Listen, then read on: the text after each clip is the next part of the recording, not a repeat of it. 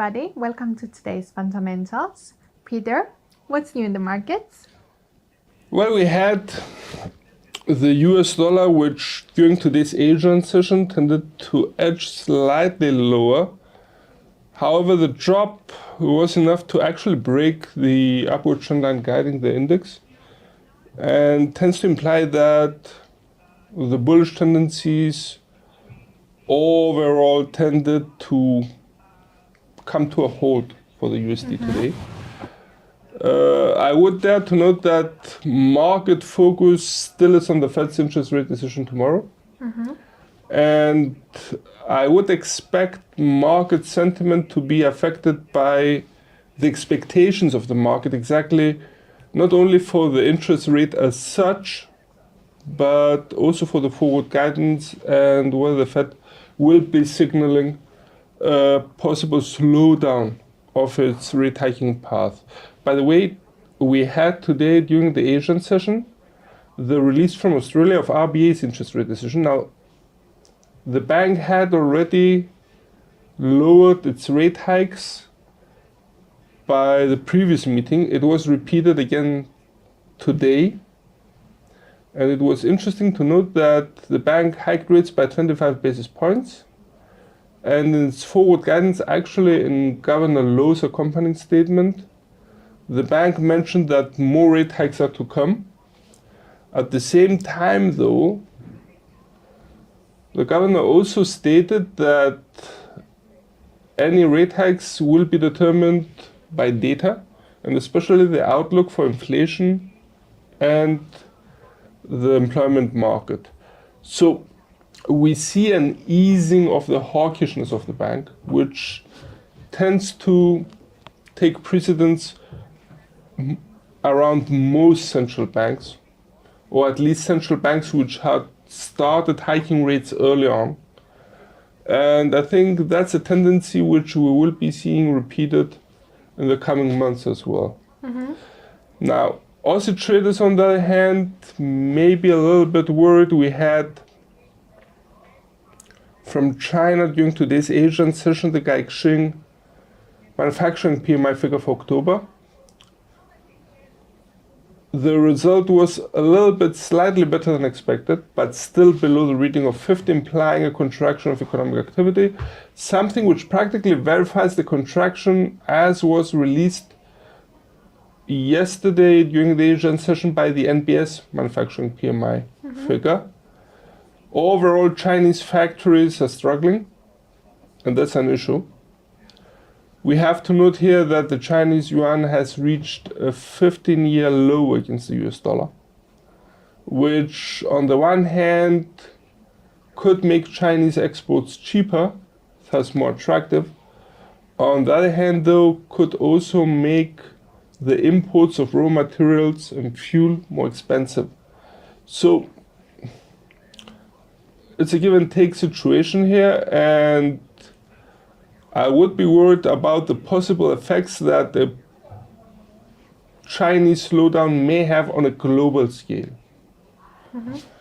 Other than that, I would be noting that we had BOE, which starts unraveling practically its QE program, and we pay close attention to Bank of England as it has its interest rate decision due out on Thursday. And what about US stock markets?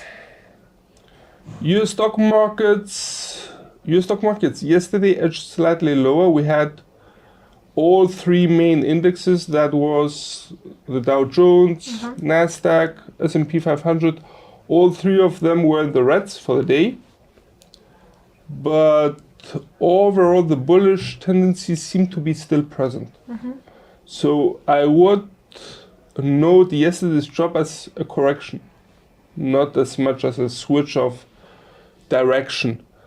I would be highlighting, though, a different issue about US stock markets, and that would be that we had last week a number of high-tech companies releasing the earnings reports, which tended to create some worries about the tech sector. Now we may see the market attention shifting towards pharma and traveling, and today we have the earnings results for Q3 of Pfizer, And we would be also noting Uber and Lyft. Also, we have BP among oil producers. So it's a big question whether the market attention is going to be shifting from one sector to another or not. I would expect, though, Pfizer to make headlines today. And what's on the calendar for today? Well, we have a number of releases. I would be highlighting definitely from the US, the ISM manufacturing PMI figure. It's for October. It's expected to drop slightly below the reading of 50. Should that be the case, that would imply practically a contraction of economic activity for the manufacturing sector of the US. And that would be the first post-pandemic contraction. It may be a result also from the tightening of the Fed's monetary policy. I would expect it to have an adverse effect on the US dollar, maybe also on US stock markets. Other than that, from the US, I would also be noting the JOLTS job openings is expected to drop slightly. It's for September, and could be implying that the strengthening, the tightening of the US employment market may have peaked somewhat and could weaken the USD. Just before the Asian session starts, I would be highlighting from New Zealand the employment data for quarter 3. And the expectations are impressive. We have an unemployment rate which is expected to tick down from 3.3 to 3.2%. The employment growth rate is expected to accelerate to 0.5%, quote unquote. And the earnings growth rate is expected also to accelerate, which may feed inflationary pressures within New Zealand's economy. Overall, the employment data may shift RBNZ's stance a little bit more to the hawkish, given that RBNZ has a dual mandate to watch over inflation and the employment market. And I would expect it for the Kiwi to be important. Now, during tomorrow's Asian session, I would be highlighting the release of Australia's building approvals growth rate. It's also for September. It's expected to dive into the negatives. It was in August at 28%, and it's expected to drop at minus 7%. And should that be the case, we may see the Aussie retreating, as that would imply practically a contraction of economic activity for the construction sector in Australia. And how about the monetary front? On the monetary front, we had already the statements made by Governor Lowe during RBA Governor Lowe during today's European session. The governor had stated that the bank has to strike a balance between doing too little and doing too much about inflation. I would be noting tomorrow during the Asian session the comments which are to be made by BOC Governor Tiff McClellan. We would expect the governor to also strike an easing at the hawkish tone that he had expressed in the past, which may more or less weaken the Canadian dollar. Any final comments? Once again, I would be keeping my eye out for US stock markets because they are in a difficult position in the sense that it's a very complex situation right now for US stock markets. They have to navigate for direction between the Fed's intentions and the Fed's interest rate decision. Mind you that at the end of the week we have also the US employment report for October, which is another market mover for US stock markets. And they have also to navigate through the earnings reports. And also they have to navigate through geopolitical uncertainties. All 3 factors are key and at any given moment could tip the direction of US stock markets into the reds. I would like to see, and I would expect actually, the bullish tendencies to be reaffirmed today at least. However, once again, I would like to see that happening at the American Open. Great. Thank you, Peter, for your time and everyone for watching. Join us after a short break for technical analysis with Peter Yosif.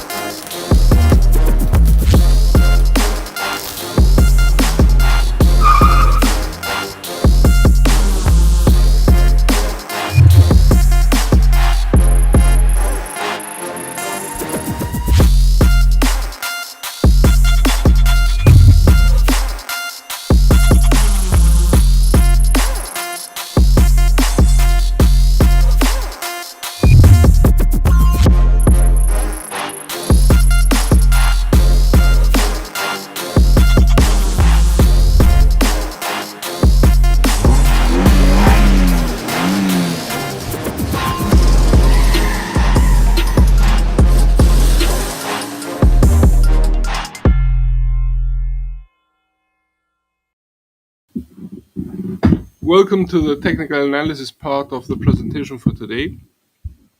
In front of your screens you have the US dollar index for chart. Mind you that all charts which are to be presented are to be of the same time frame, unless otherwise stated. And with no time to waste, let's have a look how the US dollar behaved. We notice that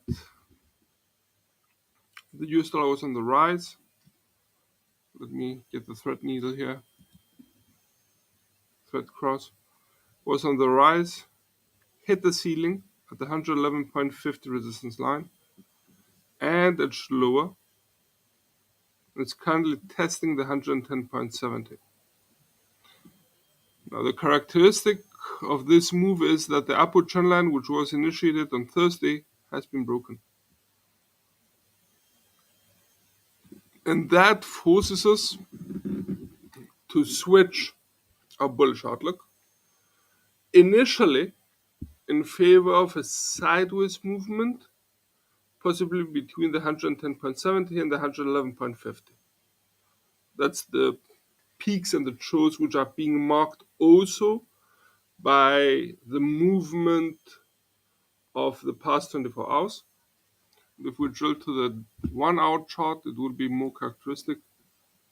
This is the trough which marked it. But should the index drop further and clearly break the 110.70 support line, start actively aiming for the 110, that may be a signal, not maybe a signal, that would force us to switch even the bias for sideways movement in favor of a bearish outlook. In such a scenario, we may be able to clearly, more or less, draw a downward trend line showing the limitations of the downward movement of the US dollar index. Once again, though, for the time being, and as long as the price action remains between the 110.70 support line and the 111.50 resistance line, we remain in favor of a bias for a sideways movement of the index. In case we see a bullish movement, once again, cannot be excluded, given also that we have the Fed's interest rate decision tomorrow, we may see the price action reversing direction, breaking above the 111.50. That would be a prerequisite. We would require a higher peak than this one in order to form a bullish outlook for the index. And we may see it advancing further, starting to aim for the 112.40. Let's have a look at Euro USD. Euro USD, which found support, it dropped as we had suspected yesterday. It was a beautiful break below the bearish triangle, which we had noticed yesterday. And the pair dropped, tested the 0.9875 support line, bounced back up, and seems to be stabilizing. It's characteristic that the RSI indicator below the 4-hour chart is running along the reading of 50 right now, implying a rather indecisive market. It's going to be interesting to see whether the pair is going to continue to have to maintain that sideways movement between the parallel level and 0.9875 support line, which more or less seems to be in it right now. On the other hand, should the bearish tendencies be rejuvenated, we may see the price action of Euro USD dropping, breaking the 0.9875 support line, and that would be a prerequisite for a bearish outlook, and start aiming for 0.9755, a support level which provides support here. That would be the 21st of October, as well as here, and that would be the 19th. I wouldn't be mentioning also the resistance here, support here, support here. So it's a key level which we should watch out for. On the other hand, should the bulls take over, we would expect the price action after the bouncing on the S1 0.9875 to advance further, rise, clearly break the parallel level, which provided resistance here, here, commotion, commotion, commotion, and start aiming for the 1.0090, a level which provided clearly resistance here, as it was able to reverse all this upward motion to a downward one.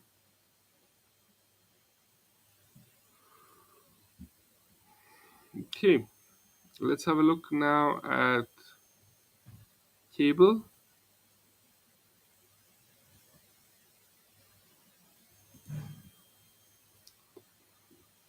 Cable also in a sideways movement,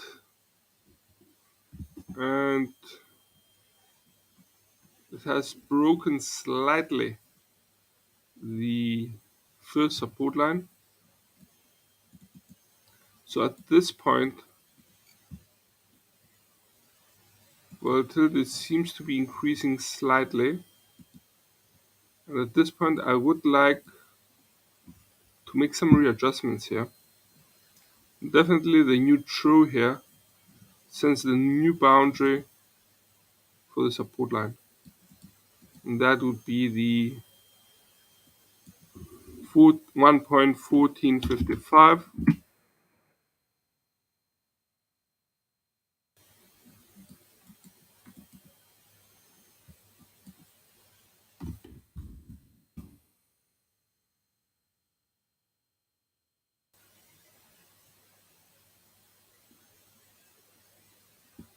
You can see that what I'm worried here is practically that we may be having resistance lines which are too close and do not actually represent the volatility potential for cable. And given that we have two major releases in the coming 2 days, on Wednesday and on Thursday, will be widening the resistance lines. The two main events are definitely on Wednesday, the Fed's interest rate decision, which could be affecting GBP USD on the USD side of the pair, while on Thursday we get BOE's interest rate decision, which could be affecting the pair on the GBP side. Mind you that on Friday we have also the US employment report for October, which once again could affect the pair on the USD side. So I feel that volatility may be increasing, and in the upside potential, the resistance lines may not be representative. So I'm going to be changing them. Let's have a look. Let's release the action. Definitely this will be lower. Somewhere here. And that would be the 1.1855. Let's go hunting for a new resistance line somewhere here.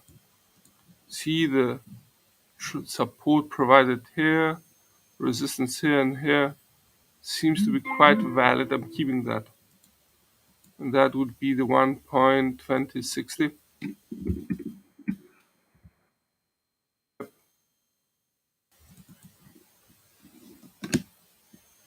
Definitely. Now we have to make also the necessary corrections in the labels. Let's readjust the chart, sorry. Bring down the levels. And the R1 now is being placed instead of 1.19 a little bit higher at 1.2060.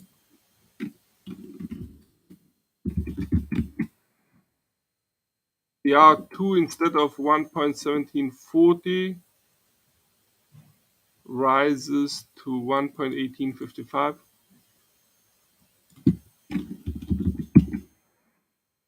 The R1 is also being, sorry, let me correct that again. 1855 we have mentioned. Lock this in. And the R1 is now being placed at 1.1640.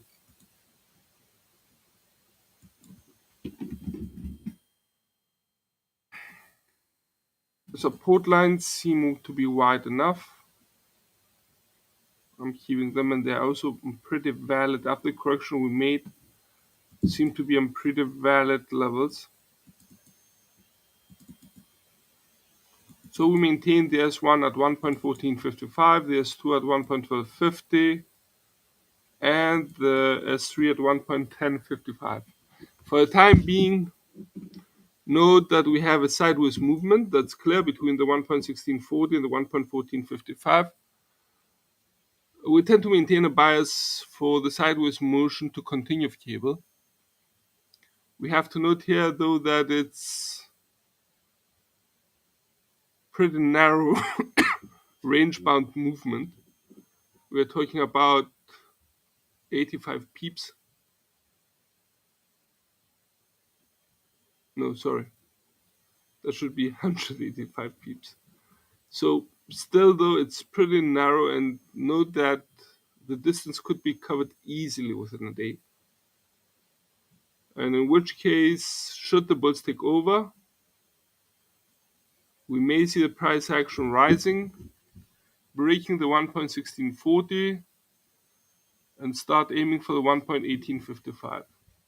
Should the bears be in charge, we may see cable dropping, breaking the 1.1455, and start aiming for the 1.1250.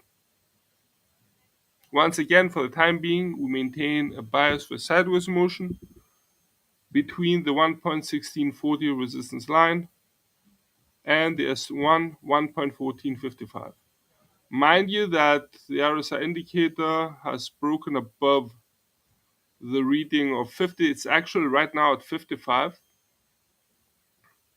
So that doesn't change substantially the sideways outlook, yet may imply some bullish tendencies. On the other hand, it may be also reflecting the last 4 green candlesticks here.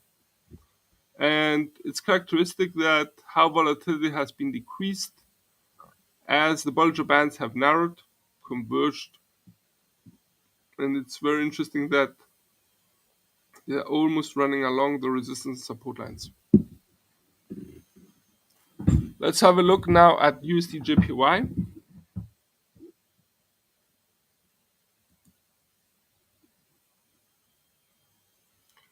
USD JPY, which has been dropping in a very similar fashion as does the US dollar index,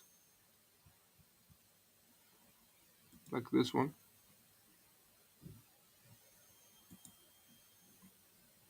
In this case, the resistance line has been broken.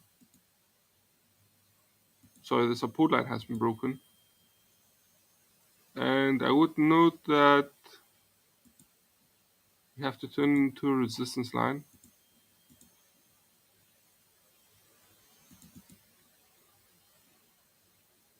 If we're keeping it, then we're keeping it for now, yeah.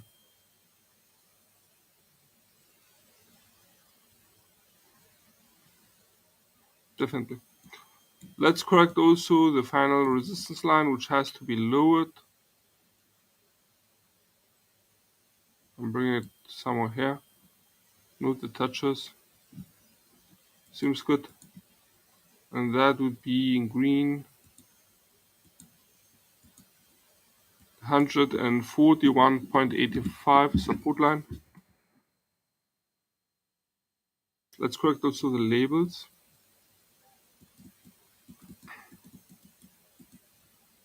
Final resistance line is now being placed at 152. Second resistance line being placed at 150. First resistance line being placed at 147.7.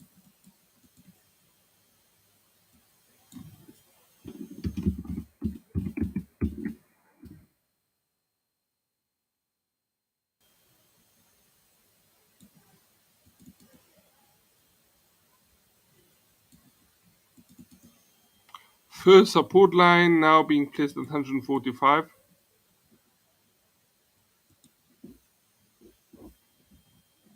Give me a sec. Small technical issue.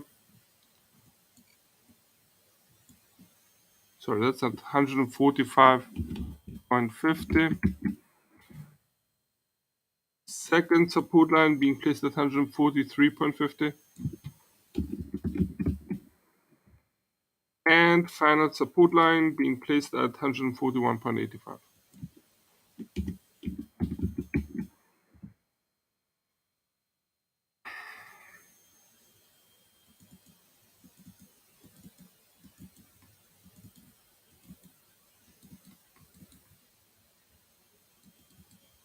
As the price action has broken the upward trend line guiding it and has also broken the first support line, the 147.70 support line now turned to resistance. Given also that the RSI indicator below the 4-hour chart has broken decisively below the reading of 50, we tend to switch our bullish outlook in favor, this time not of a sideways movement, but in favor of a bearish outlook. I wouldn't be surprised to see USD JPY continuing to drop and reach the 145.50 support level.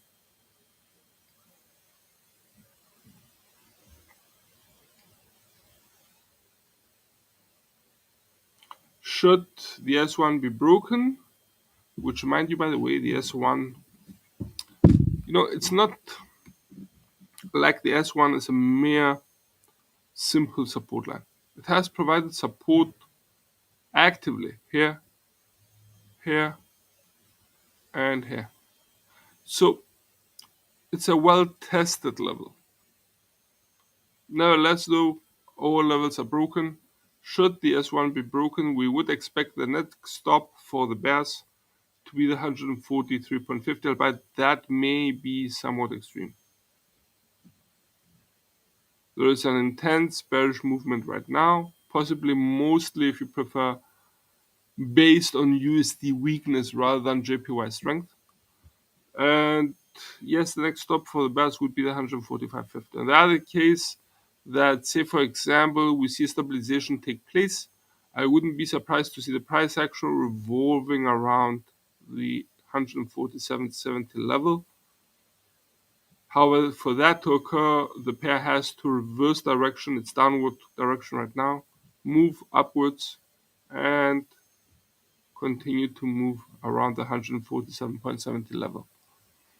Should we see a bullish reaction, we may see the price action, or would require, to be more exact, the price action to rise, break the 147.70 as in a sideways movement, yet continue higher and test, if not even break, the 150 resistance level.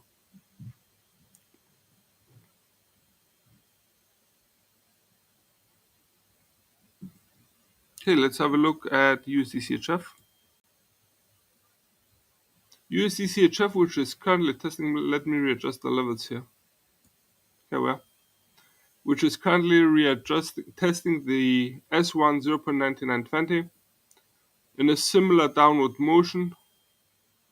Once again, I would require a clear break of the 0.9920 before switching my outlook for a bearish one. Yet that seems to be the most probable scenario right now. Why? Because we had also a clear breaking of the RSI indicator below the reading of 50, aiming for lower grounds. It's currently at 41 and heading lower. And that could feed the bearish tendencies even further. In which case I would expect the price action to drop, break the 0.9920 clearly, and aim, if not even breach, the 0.9840 support level. In case we see stabilization prevailing, we may see the price action reversing direction and remaining around or just above the 0.9920 support line. In case we see, or for a bullish outlook, we would require a reversal of the current price action's direction and the pair to rise, test, break the 1.0050 and start aiming for the 1.0145. Once again though,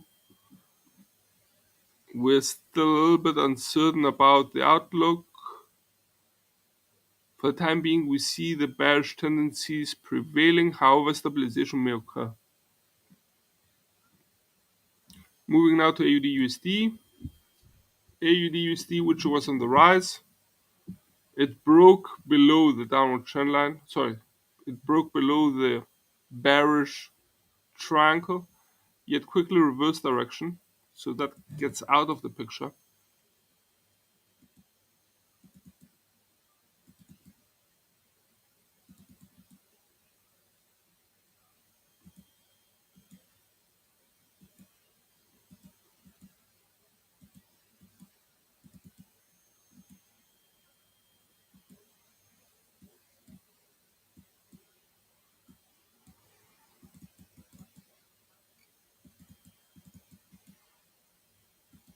Here we go. Let's readjust also the levels of the chart. Let's readjust also the labels.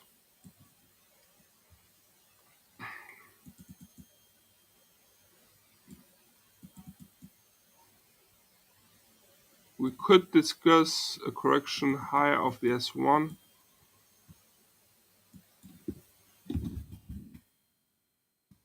I'm talking about 20 pips up.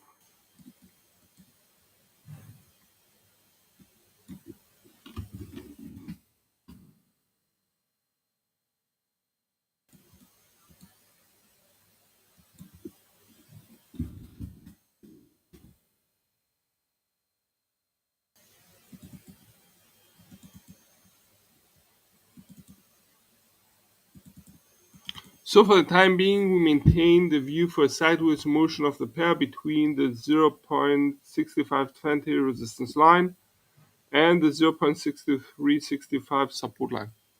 So it would be a motion of AUD-USD like this.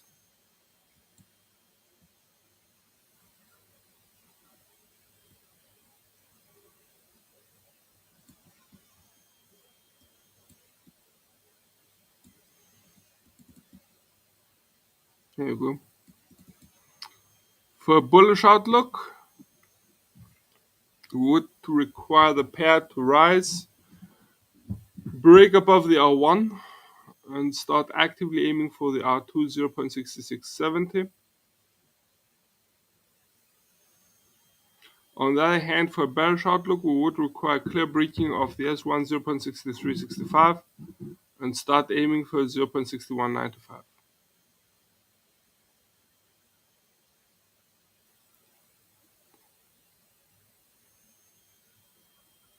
Let's have a look at the Bollinger Bands here.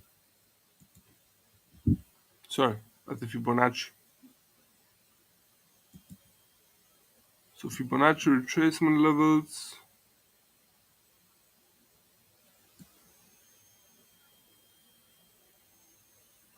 Fibonacci retracement levels show us that the price action is right now hitting the 38.2 retracement level, which is quite important.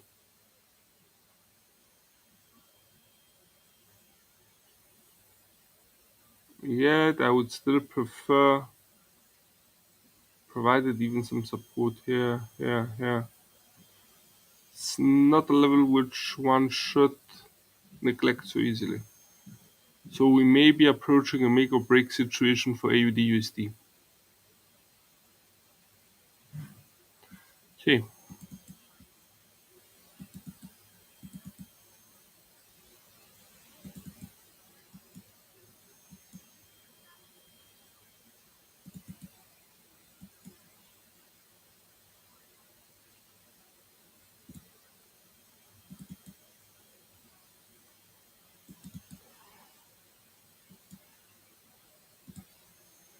Let's move now to USD CAD.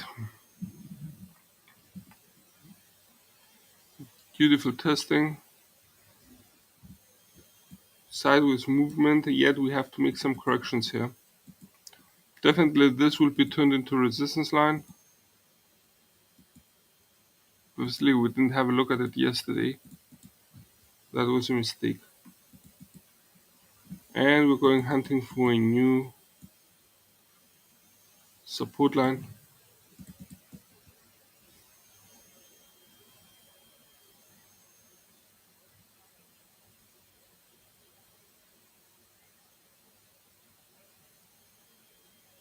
You see these peaks here?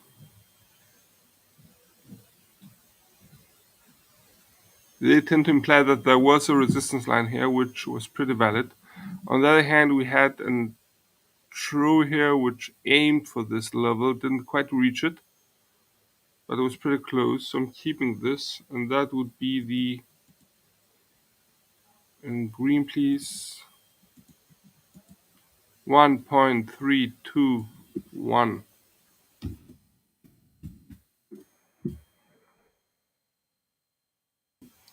Let's widen it. And let's make the necessary corrections on the labels.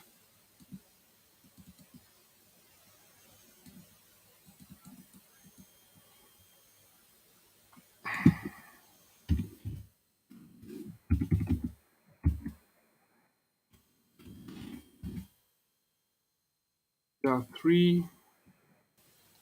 There are 2 at 1.3835. There are 1 at 1.3660.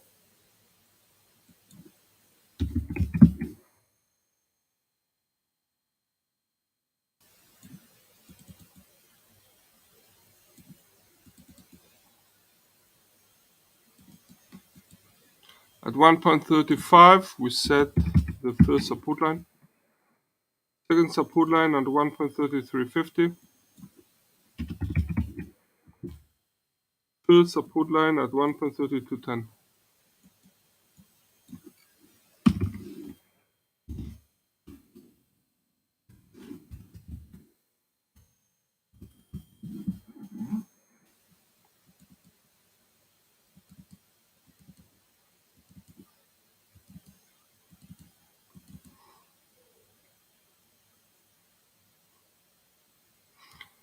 Now, as long as the price action remains between the 1.35 and the 1.3660, we maintain our bias for sideways movement of the pair between the pre-mentioned levels. There is a catch here. The catch is that the price action has dropped and has carried lower also the RSI indicator below the 4-hour chart, which has broken considerably below the reading of 50. It's actually should be even below 40. Let's have a look. 39.1. So there is a bearish sentiment in the market for USD CAD, which could drive it even lower. But for a bearish outlook, I would require clear breaking of the 1.35 support line. Such a scenario, though, should not take us by surprise, in which case, should the price action of USD CAD break below the 1.35, which provided, see that support here and here, it was a beautiful reversal of the downward motion at this level. So 1.35 is still pretty valid. Should the downward pressure though be stronger, we may see the price action breaking below it. And the next possible stop could be the 1.3350, which used to be a resistance line, has now turned into support line. Let me have a look. Yeah, and seems to be pretty valid. I would like to have a look here though at another thing as well, and that would be a comparison of the daily chart, which shows us the consolidation once again in a clear picture, and the 1 hour chart, like here. A clear consolidation between the pre-mentioned levels. Here back to the 4 hour chart, we're adjusting the levels. Here we go. Sideways movement, scenario expected. Now, in case we see the bulls take over, we may see the price action reversing direction, breaking above the 1.3660 and start aiming for the 1.3835. Let's have a look at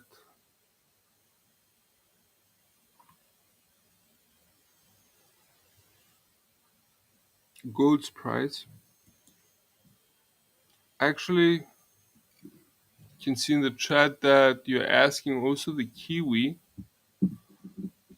The Kiwi would be an interesting pair to keep an eye out, due also to the employment data, which are to be released later today, actually just before tomorrow's Asian session. Wouldn't hurt. Let's have a look at it. NZD-USD.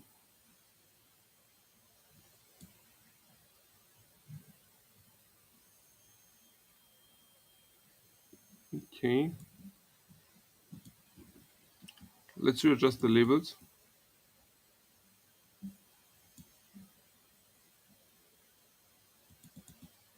I would be placing correcting actually. And I would be also correcting this one.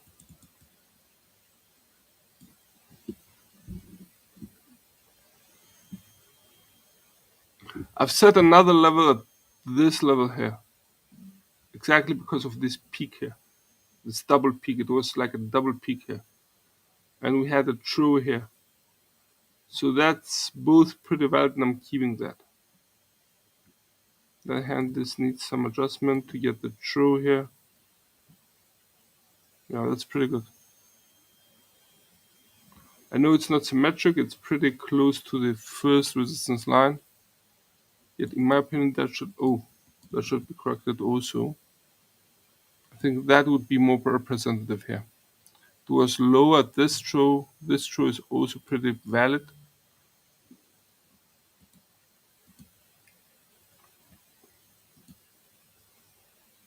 In green.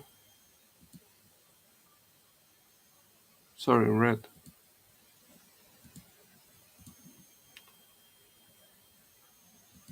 Okay.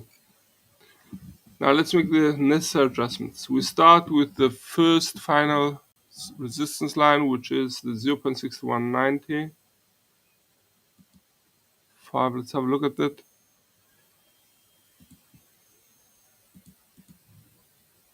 Yep, seems to be pretty solid with this peak here. However, it could also be set somewhere here, where you have a downward motion testing and an upward motion testing.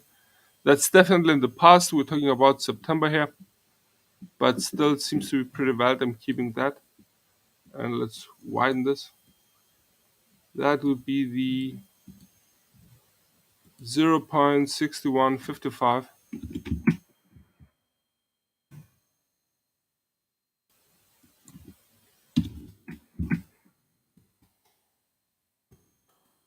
Okay, the second resistance line is practically being placed or rests on this true, and this peak,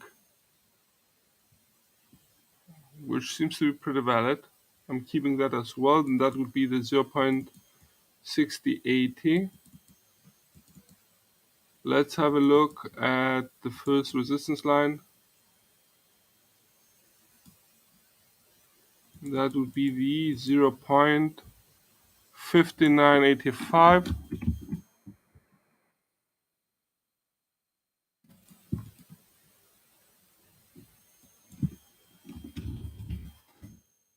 Let's readjust the chart.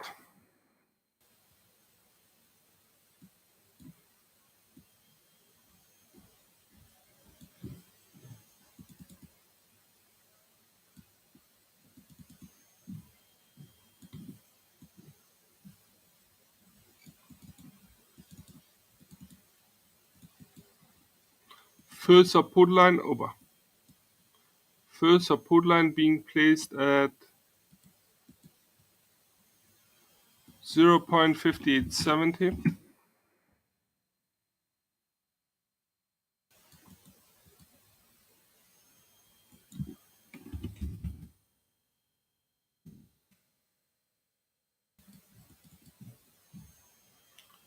Second support line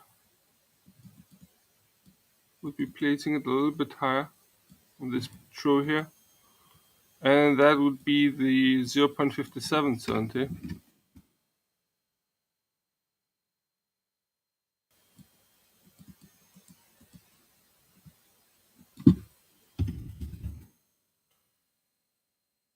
Final support line,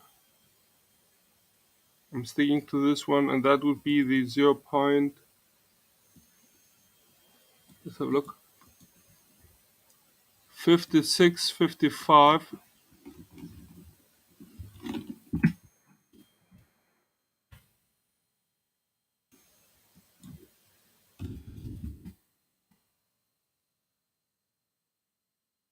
That's it. So, ladies and gentlemen, we have NZD/USD for our chart. Now the pair has slightly broken above the 0.5870, turning it from a resistance line to support line. Given also that we have a pretty high RSI indicator, which is currently at the reading of, let's have a look, 64. It seems like the bullish sentiment is set to continue.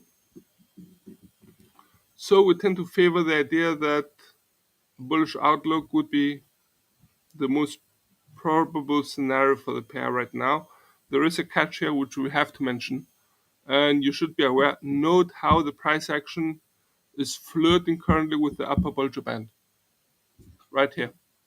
This blue line and the price action has met it, and that could be signaling that the price action's ascent may be slowed down, maybe even stabilize. So that shouldn't take us by surprise. Should the bears take over, we may see the price action reversing direction, breaking the 0.5870 and start aiming for 0.577. This one. By the way, this level was pretty interesting, as was this one. And we changed the S1. We set it here because exactly it had provided the resistance back here. Given now that the price action has risen above it, we switch its role from a resistance line to support line. It's a very, very interesting pair. And once again, bullish outlook may be probable. However, once again, note the possibility of a stabilization of the past price action, especially given that it has hit the upper Bollinger Band here. So that should be it from all of us here at IronFX. Hope you found the report useful. Best wishes for solid trading.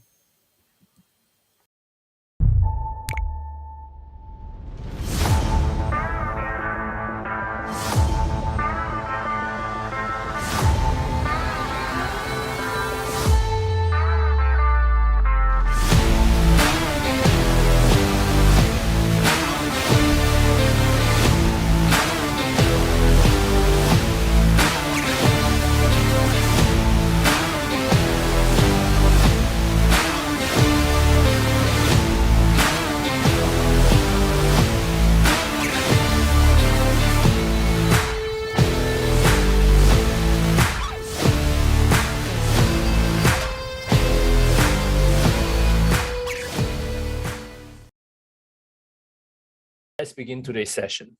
Okay.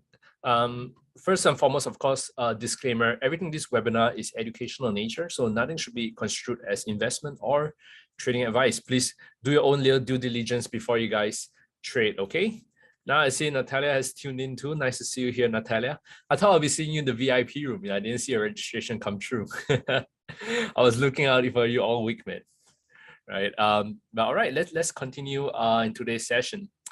For those of you all who are here for the first time or wondering who am I, right? My name is Desmond Leong. I run the award-winning research firm, Everest Fortune Group, and also the Forex Army, right? Where is my marker? I have a little marker over here.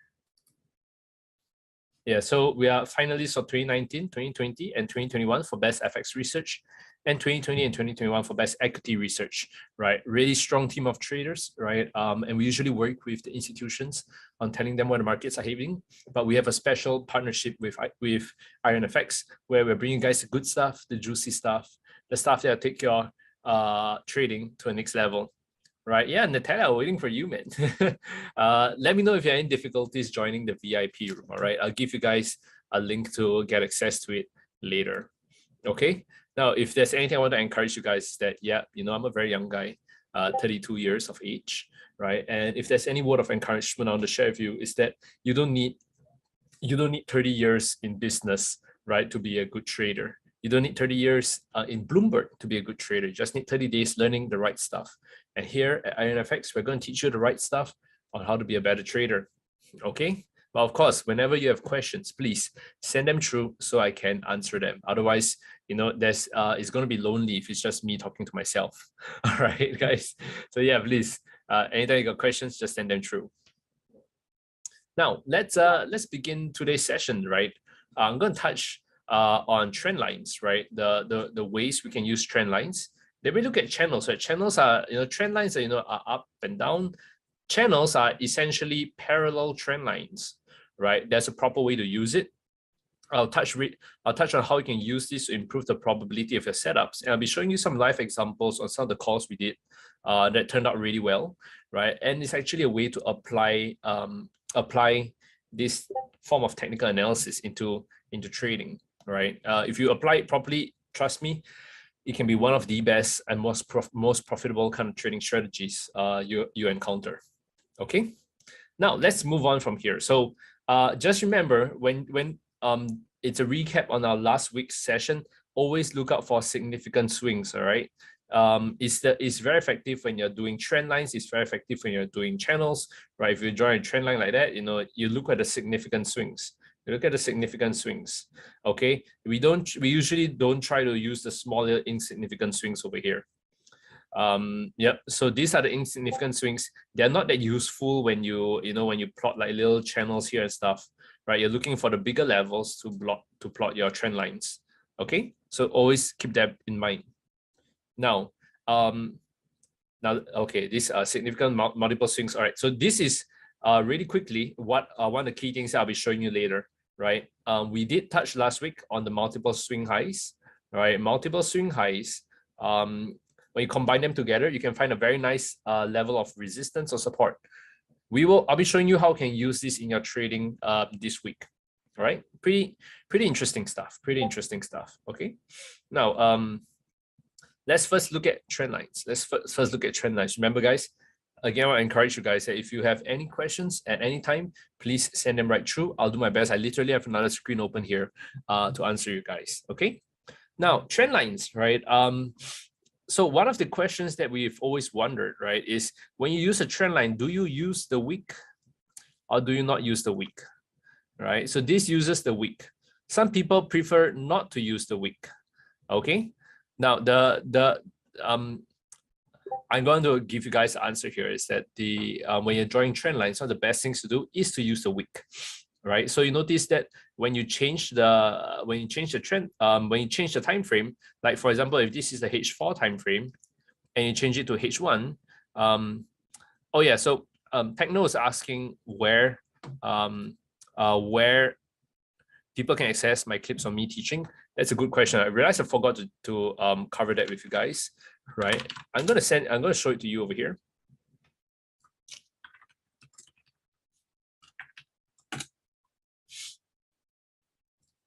For the upcoming webinars, right? For the upcoming webinars, there's a past webinars and the upcoming webinars. All right. So past webinars is over here. Upcoming webinars is over here on the main IronFX website. Okay. So past webinars, that's me. That's Cass. You might have seen her, right? So this is the if you want, you filter based on English, and you can see all the different past webinars here. It's really nice. And you can kind of see what we had taught for the session. You click watch webinar. And there you go, right? It's over here, right? It's a great session. Consistent. This was Cassandra. If you are crossing the I kind of thought usually there's usually a recording of self somewhere. Yep, there we go. Okay, so that's where the past webinars are. And of course, if you want to watch, please do sign up for upcoming webinars, right? The upcoming webinars, we have our upcoming webinars. It usually takes a while to load over here, right? You can click on English, right? And after our session this week, we're going to have our top price action setups next week. All right. Yes, you can access it on YouTube, right? So this is actually the YouTube playlist, right? And we are going to click on this button called here. This is the link. This is the link that you want to go to. This is the playlist on YouTube. Okay, so yeah, you can come in here and you can watch the webinars over here. Okay, pretty good stuff. I think it's you just need to watch each and every one, right? So like last week's session, some pullbacks, overlaps, and swings. You can check it out over here, right? So anytime I'm referring to my previous webinar, you can check it out over here. Okay, guys, I hope that answers your question on where you can find it. Okay, now let's go back to today's session. All right, let's go back to today's session. Okay, so like for example over here, H4, right? When I change it to H1, right? For example, if I change it to H1, you notice that there is all the different bounces that happen over here. It is the same bounces that happen over here, right? And that is because we take the wick, right? If you don't take the wick, in this example, right, this is when we do not take the wick. That's where it becomes very, it doesn't look that nice when we draw it, right? So on the H4, it might look nice, right? We're not taking the wick on the H4, right? You can see that we ignore the wicks over here, we ignore the wick over here, ignore the wick over here. But what happens on the H1 chart is that if you change the time frame, you notice that it becomes like this, it just cuts right through and it doesn't look very nice, right? So that is the reason that when we are drawing, when we're doing technical analysis, when we're drawing trend lines, always include the wick, right? Because when you include the wick, no matter whether you're on the H4, you're on the H1, you're on the M5, you're on the M15, right? All of it will give you the same reading, right? But if you use no wick, right? No wick, you will get stuff like this where you have absolutely terrible example. Let me show you an example. Let me try to show you an example over here. Okay, I'm just going to load my chart. See. Let's see if I have an example somewhere that we can look at. One where there's a very big wick or something. Let me just check it out.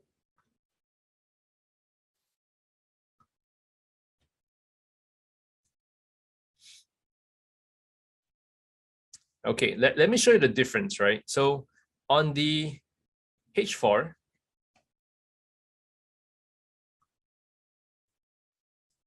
you look at this. Let's ignore that wick over there. Let me find a wick. Okay. Now for this example, for example, right? So imagine if we drew like this line, and we catch this wick over here. Okay. Look at this wick over here. We caught it over here. When I change to the H1, to the M30, oh man, I need to scroll back and forth. It's quite messy. Give me a second. I just drew it, but I can't find it. I'm going to do a bar replay. I'm going to show you exactly what I mean. Okay. Now look at this. It catches it perfectly. If I change it to the H1, it catches it perfectly, right? If I change it to the 1 day, it catches it perfectly at the bottom, right? If I change it to the 15-minute chart, oh, there's no data here, right? 30-minute chart. Is it 1 hour chart? Oh, because there's no data points there. Did I change my price feed or something? Just give me a second. Just give me a second. I think they, what I want to show you is that if you take an example, you catch the lows over here. On the H4 chart, it looks nice, right? You're catching the closing price, you ignore the wicks. But if you change the time frame, like let's change it to H1, you can see that suddenly this doesn't look very nice, right? No one would draw a line this way and cut it like that, right? So on the H1 chart, it looks terrible, but on the H4 chart, it looks okay, right? That's why you need to always take the wick, because when you take the wick in examples like this, right, whether you're on the H4 chart, whether you are on the whether you're on the 1 day chart, whether you're on the 1 hour chart, right, let's go back to the 1 hour chart. You can see it over here. Whether you're on the 1 hour chart, it all catches the low perfectly, right? That is why you need to use the wick when you're drawing trend lines. Okay. Now, the next thing that I want to do, right? You notice that this tends to look slightly better. This tends to look slightly better than this. The only difference is the time frame that is being used. Okay, this is the H4 time frame. This is the H1 time frame.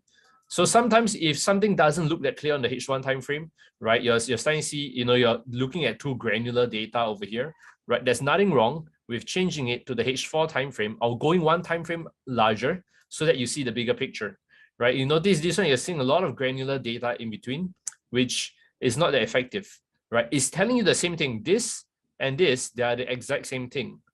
Okay, just that this one uses a higher time frame and it filters out a little bit more of the noise. Okay, so this is a little trick that you can use when you're analyzing charts too. Okay, now this trend line, right? How many people want to take a guess? Is this trend line okay or is it not okay? This ascending support trend line, is it yay or is it nay? Is it correct or is it wrong?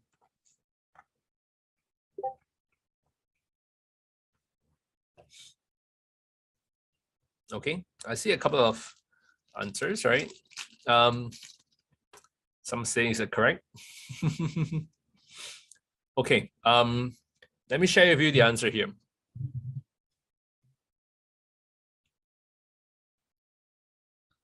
Okay, Techno is also saying it's correct.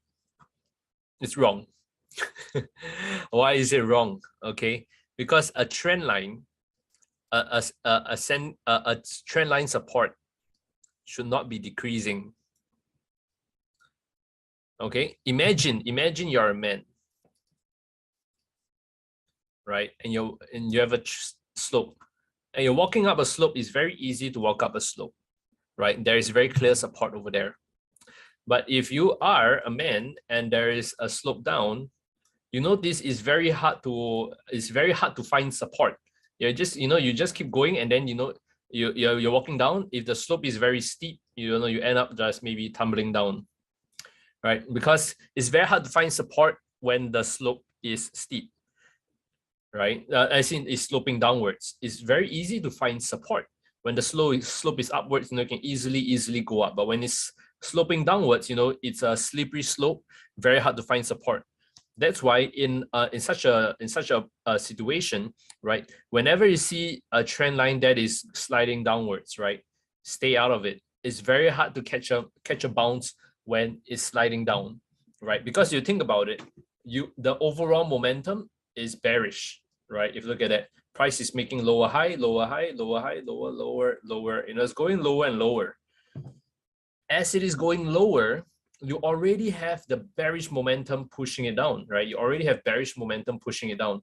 And when you're trying to buy over here, trying to buy to go up, because you have bearish momentum pushing it down, it gives you a much lower success rate, right? Your hit rate usually is greatly affected, right? You have a much lower success rate of catching the moves correctly, okay? So that is an important consideration when it comes to drawing. That's an important consideration when you're drawing trend lines. A supporting trend line should only trend line from the bottom, right? So if you have a trend line, it should only be from the bottom. That is what you're looking to catch: bounce, bounce, bounce, bounce. Because you have the overall trend going up, it's easier and more effective to catch the bounces when your trend line is going upwards. Now, the same thing is true when you have a downtrend, right? You have a bearish trend line going downwards. That's where, as you can see, it's going downwards over here. That's where, it's easier when you have a descending trend line. So look at this case, we have a descending trend line. We have a descending trend line, but it is at the bottom of price, which is wrong. If the descending trend line is at the top, then it works. But if it's at the bottom of price, it does not work. Okay. So same thing here, it's descending trend line, dropping, dropping, dropping. Very nice, right? That is okay if it's on the top, right? So you're always looking for a trend line from the top if it's descending. Okay, important considerations to take note of, right? 2 trend lines is tentative, 3 trend lines is a valid trend line. So you got 1 trend, 1, 2, 3 touches. 3 touches becomes a valid trend line. Okay, so you can see how you have 1, 2, 3 becomes a confirmed trend line. 4 is where the nice little reaction happens. 2 is always called tentative because there are too many occurrences of trend lines having 2 touches. What do I mean by that? Right. So I just come here. If I were to use a trend line 2 touch every single time, right, there'll be too many of them, right? You can draw 1, 2. Okay, this is 3 touches. It's not bad, right? And you can see how there is like 1 touch here, 2 touch, 3 touch, 4th small little reversal over here, right? But if you use 2 touches, you can literally draw almost every single thing. Here to here is 2 touch, right? Here to here is 2 touch. Here to here is 2 touch, right? And it becomes a lot less effective, right? Here to here is 2 touch, right? So what you want to do is to minimally have 3 touches, right? Then you have this thing called a valid trend line. So at the 3rd touch, it becomes valid, right? Then you look to trade from the 4th touch. 2 touches is just too common, right? You can just literally take any 2 points and combine it together, becomes a trend line. And when it's too common, it's usually not that effective. Okay, guys? Now, moving on to the next topic, right? Which time frame should you use trend lines on? Well, the answer to this question is that you usually use it on the higher time frame, right? So the higher time frames usually on the H1, on the H4, they do slightly better. Even on the D1, the 1 day charts, they work slightly better. On the smaller time frames, they don't work that well.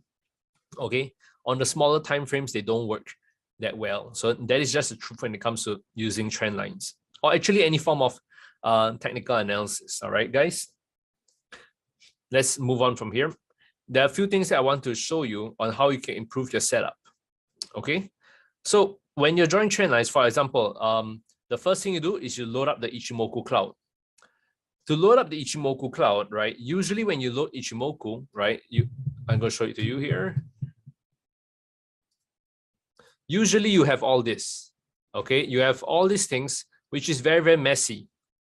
What you want to do is to edit it, and you want to remove everything and just leave the cloud. Just leave the cloud. The cloud will give you a good enough gauge on the momentum of the market, okay? The cloud itself is a good enough gauge on the momentum of the market. So in this case, we just draw a nice little cloud here. Notice that the cloud prices tend to respect the cloud quite nicely, okay? Now, after you use the Ichimoku cloud, then you add in a trend line, right? So we got a nice little trend line over here. Not only do we have a nice trend line, we also have a nice 38% Fibonacci retracement from here down to here. Not only do we have that, we notice that each time price reverse, it was close to a 99%, right? Reverse once, reverse twice, the reversal happened on the 99%. So we got 4 reasons, we got trend line, we got cloud, we got 38%, we got stochastic, all of it leading to a very nice example of price dropping very nicely. Okay, so that is the important, that's one of the tricks when it comes to technical analysis, right? You don't want to be using just one single trend line to trade. You want to combine it with multiple things together to give yourself the highest chance of being a profitable trader. Okay, you can imagine that maybe if you have the Ichimoku cloud by itself, you have a 30% chance of being correct. You add in a trend line, you got a 20% chance of being correct. You add in the Fibonacci, you got maybe a 10% chance of being correct. You add in the stochastic, you got another 10% chance of being correct. By itself, right, is not going to be effective, like a small chance. But you combine it all together, what do you have? You have a 70% chance of being correct. It's only effective if you combine it all together, right? If you just trade it individually, that's often a little bit too weak. right? So that is the trick to a lot of these trading strategies is combining multiple factors together to give yourself the highest chance of a profitable trade. Okay. Now, let's show you some live examples. Okay, I'll show you some live examples of the setups that I evaluated, how I broke it down, and why, how you can apply it in your trading. Okay. If you have questions regarding this, or you want me to look at some other charts or some other instruments, you can let me know, and I'll take a look at them. All right. Now, let's look at this setup over here. So if you, this is the link, right? So each of this, oops, how do is give me a second. I think I have, I need to go back to my slideshow again, sorry.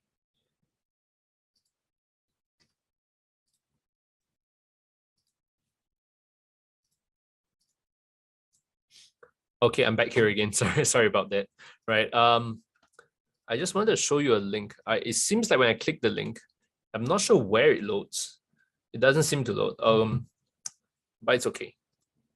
Oh, it does load over here, right? So this all of it is timestamp. So this was posted on the 7th of April. Go back to another session of using technical analysis to find it. Yeah, this was posted on the 7th of April. So you can see towards the analysis, what we did for the analysis is really simple, right?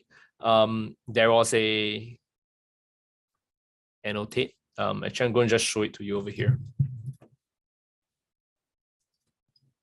You can see over here, I'm going to draw, right? There was a trend line, 1 touch, 2 touch, 3 touch, 4 touch, breakout, right? So the trend line broke out. There was a descending trend line that was pushing prices down. There's the Ichimoku cloud over here. So you can see Ichimoku cloud, and price broke this very nice resistance level. Okay, so price on a pullback resistance, it broke a key ascending trend line, which is this one. It has a bearish trend line that is pushing it down, as you can see, a nice little bearish trend line pushing it down, and it's below the Ichimoku. Although it's not as strong, but price is below the Ichimoku. So we concluded that price would drop to the next key level, key support level over here. Okay, what has happened since then? You can see that price dropped perfectly to our target over here. Okay, so this is an example of applying technical analysis to trading, right? Especially playing the trend line breakout, because the moment price breaks out of this trend line, right, it starts to feel very bearish. You throw in the bearish momentum, you throw in the Ichimoku cloud momentum, you have enough momentum to push it down to the next key support, right? So this is one example. I will show you more examples. Let me just show you another example over here, right? So in this example, price broke out of a channel, right? You can see nice little channel. Requirement for channels is that you must have 4 touches. You got 1 touch over here, 2 touch over here, 3 touch over here, 4 touch over here, right? 1, 2, 3, 4. Price broke a nice overlap resistance turn support, right? So you can see that there was this nice little resistance turn support, right? So price broke out of it and it's coming back down, right? And this was the level where it kind of broke out of the channel too. So you got 2 of it. Price then broke a 23% retracement. You can see a Fibonacci retracement over here, 23. So whenever price breaks a 23% retracement, the next level that it likes to go up to is the 38% retracement. Okay, so we believe that it will go up 38% retracement and price cross over the Ichimoku. If I'm not wrong, the Ichimoku was over here when we drew this example. Okay, you can see how 4 things all lining up very, very nicely over here. And what happened, right? You can see we are going to call for this bounce up to here. You can see over here, price bounce up very, very nicely to our overlap over here. All right, so it's a very, very nice setup, very, very high probability setup, right? So each of these, right, this could have been a 30% chance of being correct. This could be 20% chance, right? This could be 20% chance, right? This might be 10% chance, right? So by themselves, they're not good, but you combine them all together, right? You combine them all together and you have maybe 80% chance of being correct. on this setup. Okay, I'll show you a couple more examples, right? And remember, guys, if you have any questions at any point in time, just send it to me and I'll be more than glad to answer them. This is another example that we're looking at. So this is a continuation. This was a super duper duper nice setup. Okay, so you notice that there was a price is testing a bearish channel resistance. Why is it a channel? 1 touch, 2 touch, 3 touch, 4 touches. Actually, about 5 touches, right? We got 1, 2, 3, 4, 5 touches. Price is testing a pullback resistance, right? 1. This is a pullback resistance over here. What does a pullback resistance mean? You can check out our previous webinar on that. Okay, price is below the Ichimoku cloud. You can see that the cloud holds prices down very nicely, hold price down very nicely, and price is right at the Ichimoku cloud over there. Price is testing a short-term 38% retracement over here. Price is testing a longer-term 23% retracement, starting point here, ending point here. So there are a lot of reasons why this is a very strong level. So we are going to call for prices to drop from this level. Now, what has happened since then? If you scroll down, you can see how price dropped very, very nicely, right? Touch a level and it dropped very, very nicely to our take profit target, right? So you can see, we're calling for the pull drop to the next pullback support. That's exactly what happened. So we played it back to this pullback support over here. That is enough to make money. Okay, that is enough to make money if a good 1:1 risk to reward kind of setup. Okay, this is another example. This is another example we have, right? Notice trend line, 1 touch, 2 touch, 3 touch trend line. Price broke out of this trend line. Okay, price broke out of this trend line and it crossed below the Ichimoku. You can see it crossed below the Ichimoku over here. Very importantly, right? This is why I like this trade is because not only is there a bearish exit. This is an example of price being bearish, but if you look at the bigger trend, right? There's a very, very nice bearish channel that is still loading on so much pressure to continue to push prices down, right? To push prices lower. So you got very, very strong bearish momentum over here, right? You cross below the Ichimoku and you broke an ascending support. So we're looking to play it down to the next big support over here. And very nicely, you can see how price, it broke that level, come down, touch our take profit, right? And, it bag us out now, bag us a nice amount of pips for our profit. Okay. Now guys, so this is the setup, right? I want to create a little bit of a checklist for you guys, right? The checklist is very simple. The first thing is, what happened to trend line? The trend line, did price break out of a trend line? The second thing you need to look out for is the Ichimoku. Okay, did price also break out of the Ichimoku? Third thing you need to look out for is the larger momentum of the market. What do I mean by larger momentum? Right, you have this as the larger momentum as an example, right? Is it in your favor or not in your favor, right? Is it using a channel? So could it be a channel, right? Or could it be a big Ichimoku cloud?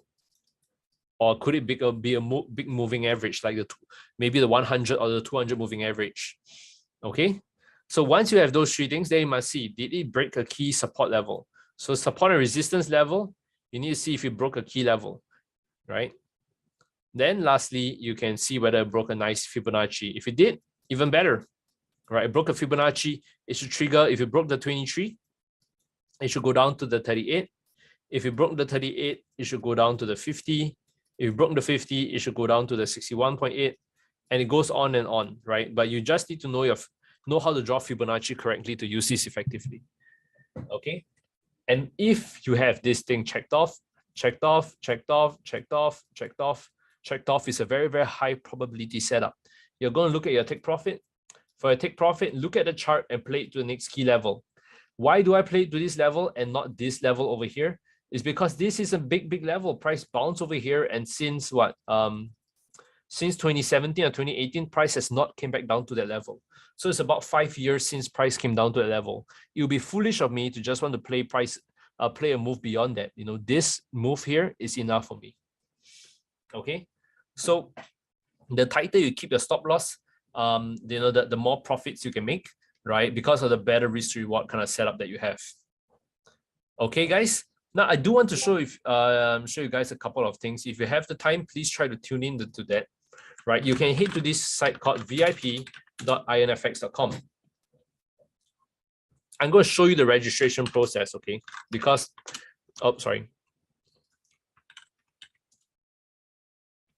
because a couple of people are wondering how to register.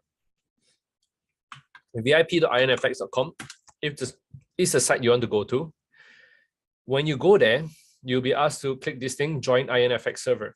Okay, if you try to access any of the stuff by the site, I think it's all blurred out, so you can't really see it, right? So you can click join IronFX server, click register.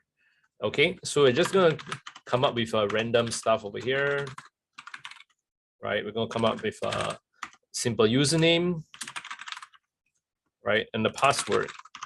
Now, when you click register, I'm gonna show you the process. You need to agree to the disclaimers, as you can see over here, right? You can disable that. Join server. Now, you notice that when you join, there's nothing here, nothing that you can see. You must click on this thing called request access. When you click on request access, they say, please attach proof of your IronFX live account to get access. Click request to join channel. Please let me in. You can upload your files, right? So maybe we upload the simple picture of ourselves, maybe diamond hands.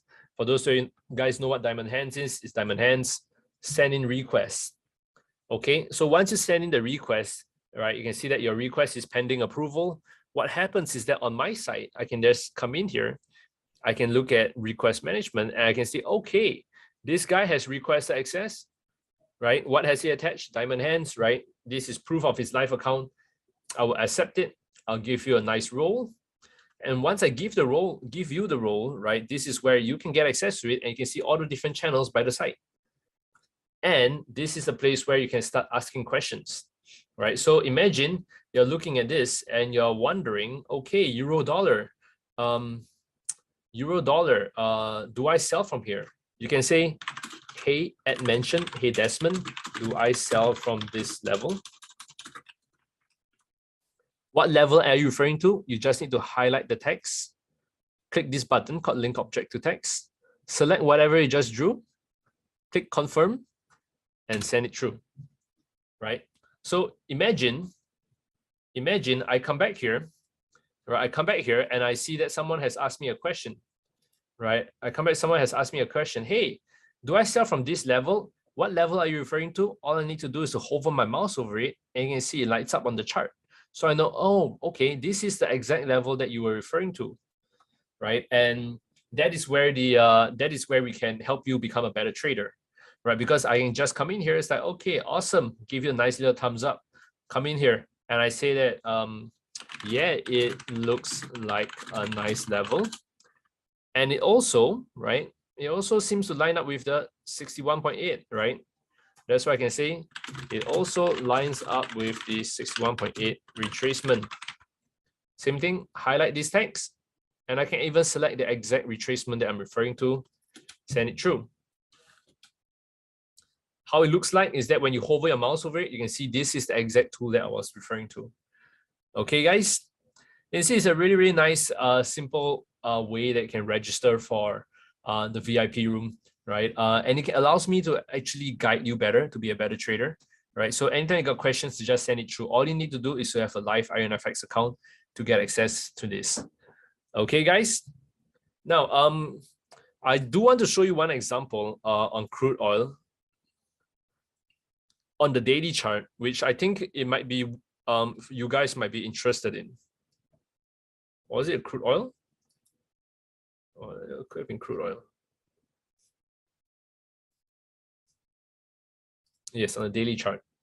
This could be a nice setup for you guys to look at, okay? This is what I mean by applying what we've learned. We draw a trend line from here until here. So Techno is asking how to have a live IronFX account. Just go to ironfx.com. This link here, copy link address. Register for it over here. And you can get a live IronFX account.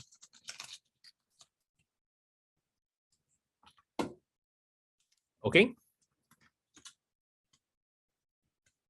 Now, anyway, back to this. Yeah. So please, if you have the chance, please just go get that, get access to the IronFX VIP room, because I believe, I'm not sure when, but they'll be increasing the entry requirements in the future.